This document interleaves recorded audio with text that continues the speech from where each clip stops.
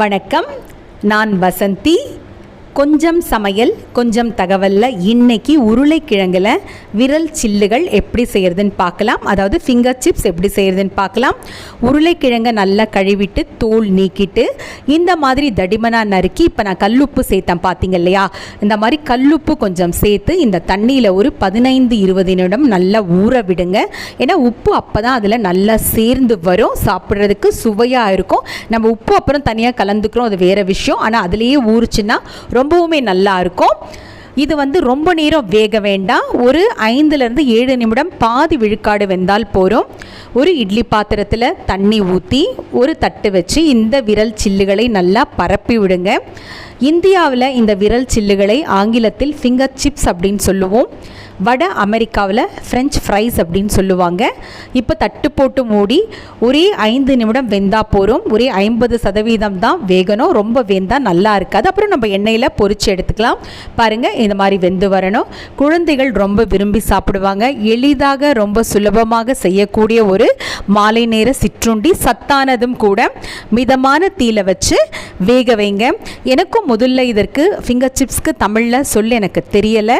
அப்புறம் தான் நானும் தேடி கண்டுபிடிச்சேன். இப்போ நம்ம அரிசி தவிட்டு எண்ணெய் கொஞ்சம் சேர்த்துக்கிட்டு அதில் இந்த விரல் சில்லுகளை போட்டு நம்ம பொரித்தெடுக்கலாம்.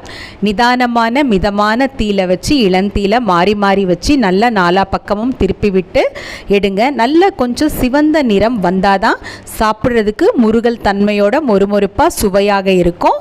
நல்லா ஒரு குடை கம்பியில் நல்லா கலந்து விடுங்க. நல்லா வெந்து வரட்டும். மறக்காமல் என்னுடைய காணொளியை பதிவு பண்ணுங்க. பக்கத்தில் இருக்க மணி மீது அழுத்துங்கள். தொடர்ந்து நீங்கள் தரும் ஆதரவிற்கு என் மனமார்ந்த நன்றி.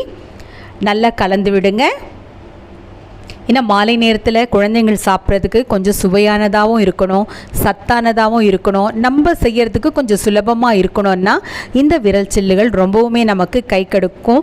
திடீர் பாருங்கள், இந்த மாதிரி எண்ணெய் நின்றுணும், அது கொதித்தன்மை அடங்குச்சுனாவே நமக்கு இது நல்லா வெந்து வந்திருக்கு நம்ம புரிஞ்சிக்கலாம்.